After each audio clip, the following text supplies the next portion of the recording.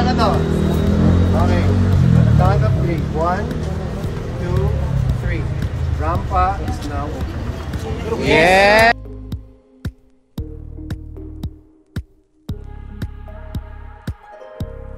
Hindi nga hinayaan ni Unbogable star Vice Ganda at Ann Curtis na hindi makapagbigay-pugay kay Dreamscape Entertainment head Deo Enrinal sa huling lamay nito.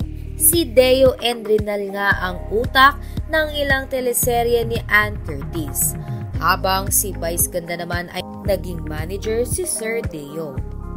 Samantala, pagkatapos makiramay ni Unbogable star sa mga naiwan ni Sir Deo Enrinal, ay personal nga na nagbigay ng suporta si Unbogable star Vice Ganda sa pagbubukas ng club na Rampa ng kanyang kaibigan na si Raymond Francisco.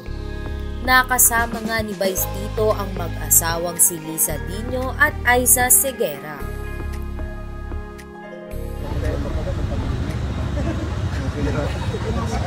Let's go. Go. Go. Okay. Katotohanan na to. Okay. Count of 3. 1, 2, 3. Rampa is now open. Yeah!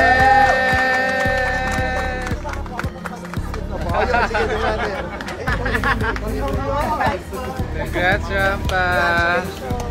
Any message? Sa kabilang banda, narito naman ang isang video na ibinahagi ni Ayon Perez sa kanyang TikTok account, kung saan nagpapakita ng kanilang kasyutan habang naglalakad sa backstage ng It's Showtime. Naambos na naman ako ng crush ko. Ano yan? Ano yan? Ano yan? Ano yan? Ano yan?